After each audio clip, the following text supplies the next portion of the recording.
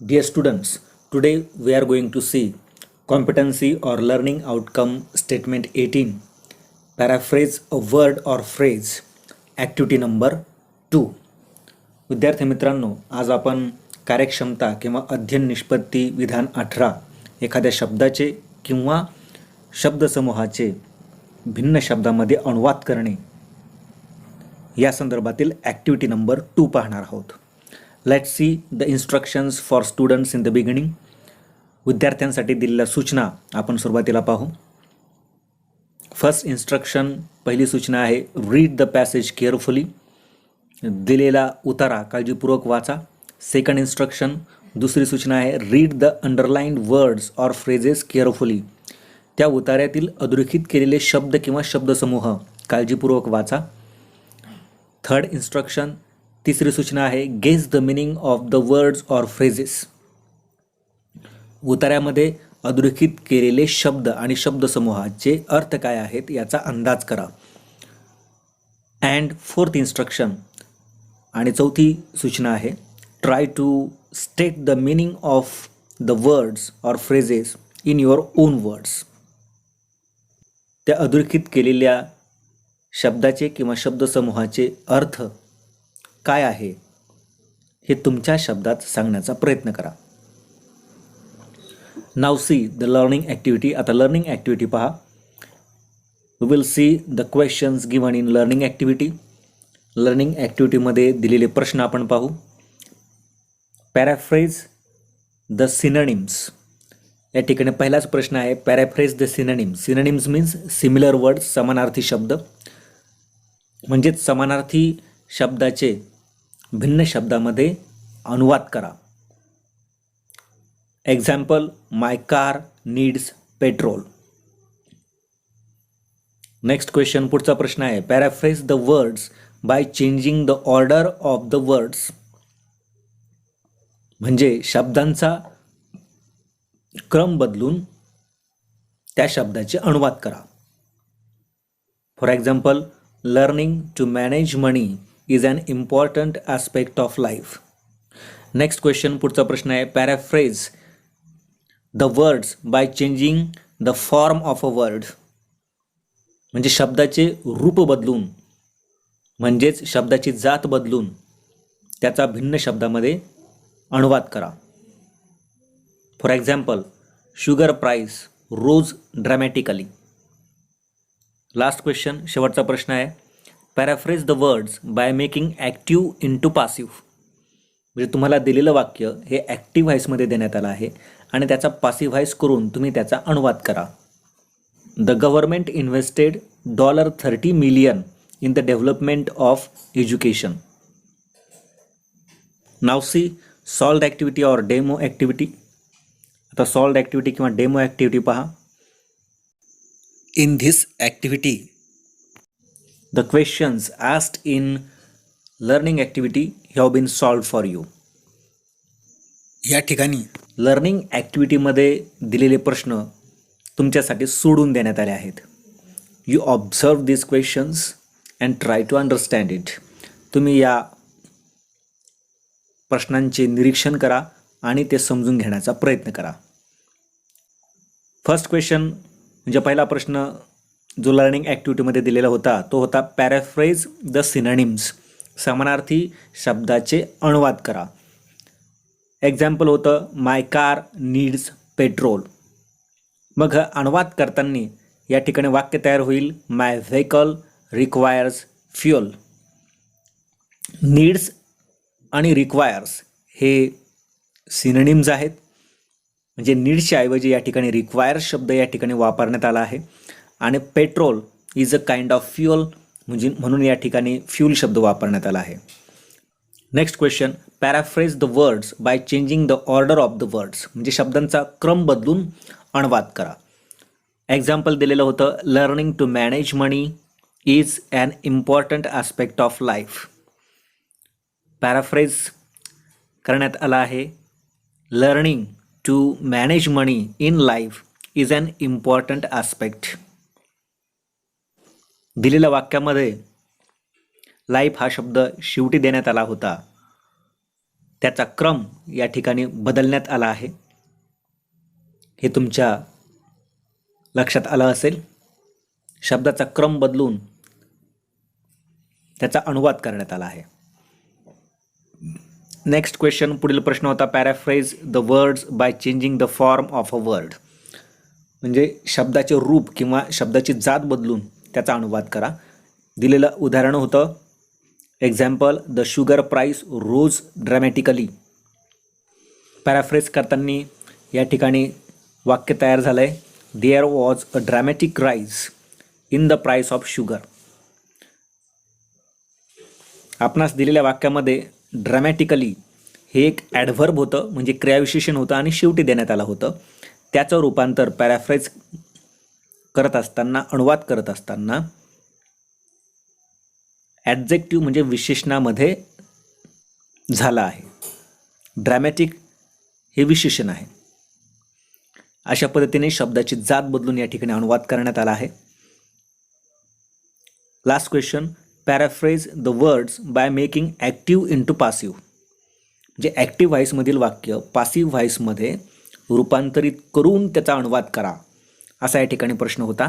आणि दिलेलं वाक्य होतं the government invested $30 million in the development of education.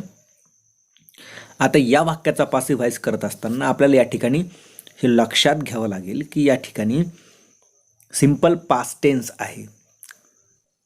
मूळ ॲक्टिव्ह वाक्यामध्ये इन्व्हेस्टेड हे क्रियापदाचं दुसरं रूप आहे, म्हणजे साध्या भूतकाळात हे वाक्य आहे. त्याचा पासिव्ह व्हॉईस करत असताना ऑब्जेक्ट आपल्याला अगोदर घ्यावं लागेल, म्हणून सुरुवात झाली आहे $30 मिलियन. ऑब्जेक्टला अनुसरून या ठिकाणी एक वचनी टू बीचं भूतकाळी क्रियापद वॉज वापरण्यात आलं आहे. नंतर वर्ब पास्ट पार्टिसिपल क्रियापदाचं तिसरं रूप प्रिपोजिशनल फ्रेज या ठिकाणी जोडून घेण्यात आले आहे in the development of education. करता हा स्पष्ट आहे, इट इज अंडरस्टूड, म्हणून तो या ठिकाणी वगळण्यात आला आहे. अशा पद्धतीने ॲक्टिव्ह व्हॉईसमधील वाक्याचा पासिव्ह व्हॉईस करून अनुवाद करण्यात आला आहे. Now see the practice section. आता प्रॅक्टिस सेक्शन पहा. Here again the question is paraphrase the synonyms. समानार्थी शब्दाचे अनुवाद करा. दिलेलं वाक्य आहे violence crime is on the rise among the teenagers. आता या वाक्यामध्ये ऑन द राईज या शब्दांच्या जागी आपण इन्क्रीजिंग हा शब्द वापरून त्याचा अनुवाद करू शकतो. नेक्स्ट क्वेश्चन, पुढचा प्रश्न आहे paraphrase the words by changing the form of the words. म्हणजे शब्दांचे रूप किंवा जात बदलून अनुवाद करा. दिलेले शब्द आहेत हॅपी, सक्सेसफुल, रियल ॲटसेट्रा. दिलेले शब्द हे ॲडजेक्टिव्ज आहेत, त्याची या शब्दांचे जात बदलून तुम्हाला त्याचा अनुवाद करता येईल. Last question, paraphrase the sentence by changing voice. वाक्याचा व्हॉईस बदलून तुम्हाला या ठिकाणी त्याचा अनुवाद करायचा आहे. वाक्य आहे Niagara Falls is viewed by thousands of tourist every year. आता येथे दिलेलं वाक्य हे पासिव्ह व्हॉईसमध्ये आहे. टू बीचे क्रियापद वापरून या ठिकाणी क्रियापदाचं तिसरं रूप वापरण्यात आलं आहे इज व्ह्यूड, आणि नंतर बायची रचना वापरण्यात आली आहे, म्हणजे पासिव्ह व्हॉईसमध्ये वाक्य आहे. टू बीचं वर्तमानकाळी रूप वापरल्यामुळे मूळ वाक्य हे साध्या वर्तमान काळामध्ये तयार होईल आणि तो या वाक्याचा अचूक अनुवाद असेल. Now see the parallel activity. आता समांतर उपक्रम पहा. Question, paraphrase the synonyms. पुन्हा या ठिकाणी समानार्थी शब्दाचा अनुवाद या ठिकाणी करण्यास सांगितलं आहे. Example, he is a very clever boy. My vehicle needs repairman. यातील पहिल्या वाक्याचा अनुवाद आपण he is a very intelligent boy अशा पद्धतीने देखील करू शकतो. त्याच पद्धतीने दुसऱ्या वाक्याचाही तुम्ही नीड्स किंवा रिपेअरमॅन या शब्दाचे पर्यायी शब्द वापरून त्याचा अनुवाद करू शकता. Next question, paraphrase the words by changing the order of the words. शब्दांचा क्रम बदलून तुम्हाला त्या शब्दांचा अनुवाद या ठिकाणी करायचा आहे. एक्झाम्पल वाक्य आहे, he stole a gold necklace and managed to run away. Next question, पुढील प्रश्न आहे, paraphrase the words by changing the form of a word. म्हणजे शब्दांचे रूप किंवा शब्दाची जात बदलून त्याचा अनुवाद करा. For example, dramatic, motivation. Dramatic हे ॲडजेक्टिव्ह म्हणजे विशेषण आहे आणि मोटिव्हेशन हे नाऊन म्हणजे नाम आहे. या शब्दांची जात बदलून तुम्हाला त्याचा अनुवाद करायचा आहे. Last question, paraphrase the words by making active into passive. म्हणजे खाली दिलेलं ॲक्टिव्ह व्हॉइसमधील वाक्य पासिव्ह व्हॉइसमध्ये रूपांतरित करून तुम्हाला त्याचा अनुवाद करायचा आहे. दिलेलं वाक्य आहे, prince gave her a bag of seed. Gave हे गिव या क्रियापदाचं दुसरं रूप आहे, म्हणजे साध्या भूतकाळामध्ये हे वाक्य दिलं आहे. याचा पासिव्ह व्हॉइस करून तुम्ही या वाक्याचा अनुवाद करा. In video link or Diksha app section you have been given the YouTube video link. Do watch this video to learn more about this topic. Video link किंवा दीक्षा ॲप सेक्शनमध्ये तुम्हाला यूट्यूब व्हिडिओची लिंक देण्यात आली आहे आणि ही ॲक्टिव्हिटी अधिक समजून घेण्यासाठी तुम्ही हा व्हिडिओ अवश्य पहा. नाव सध्या इव्हॅल्युएशन सेक्शन. आता इव्हॅल्युएशन सेक्शन पहा. Your evaluation will depend on the following things. तुमचं मूल्यमापन हे खालील गोष्टींवरती अवलंबून असेल. Whether you can paraphrase the words, phrases or sentences. तुम्हाला दिलेल्या शब्दांचा, शब्दसमूहाचा किंवा वाक्याचा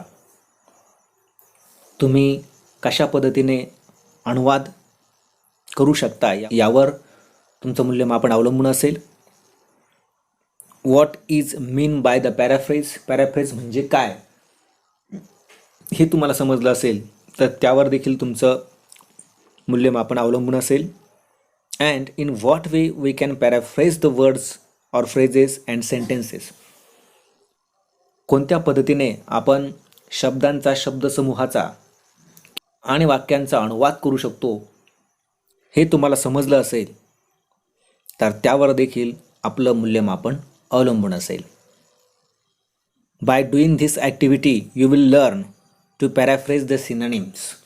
अशा पद्धतीने ही ॲक्टिव्हिटी करून तुम्ही समानार्थी शब्दाचा अनुवाद करण्यास शिकणार आहात. And you will also learn to paraphrase the words by changing their order. त्याचप्रमाणे ही ॲक्टिव्हिटी करून तुम्ही शब्दांचा क्रम बदलून त्याचा अनुवाद करण्यास शिकणार आहात. Thank you for watching this video.